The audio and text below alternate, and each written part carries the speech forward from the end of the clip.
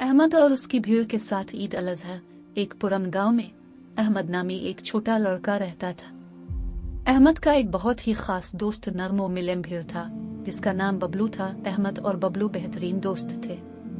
वो रोजाना एक साथ खेलते, खेतों में दौड़ते और धूप का मजा लेते। बबलू खुशी से ममियाता है और अहमद के साथ दौड़ता और खेलता रहता। एक दिन अहमद के वालिद ने इसे बैठाकर एक खास मौका के बारे में बताया जो आने वाला था। अहमद, क्या तुम्हें मालूम है कि जल्द ही क्या आने वाला है? ईद अल अज़हा, वो दिन जब हम अपने खानदान और दोस्तों के साथ जश्न मनाते हैं। अहमद पुरजोश आवाज में बोला।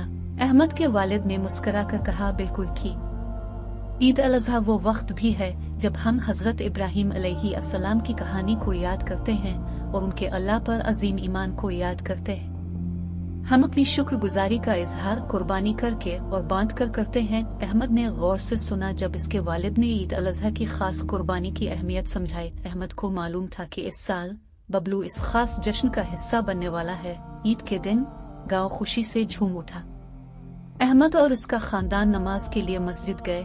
अपने सबसे खूबसूरत कपड़ों में मलबूस उन्होंने अपने हमसायों और जरूरतमंदों के साथ खाना और तहाइफ बांटे और हर तरफ खुशी फैलाई। अहमद ने बबलू को मोहब्बत से अलविदा कहा, जानते हुए कि उनकी दोस्ती हमेशा खास रहेगी। अहमद ने देखा कि एक खूबसूरत रोशनी ने बबलू को घेर लिया और उसकी रूह आहिस्ता से आसमान की तरफ परवाज कर गई। अमन और मोहब्बत का एहसास डालाते हुए अहमद को फख्र और खुशी महसूस हुई, जानते हुए कि उसने कुछ बहुत खास किया है। ईद अल अज़हा ने इसे ईमान, मोहब्बत और अल्लाह की राह में कुर्बानी करने की अहमियत याद दिलाई और इस तरह छोटे गांव में जिंदगी नई खुशियों और यादों के साथ चलती रही। अहमद जानता था कि हर ईद अल अज़हा नई बरकतें लेकर आएगी। ईद मुबारक प्यारे बच्चों।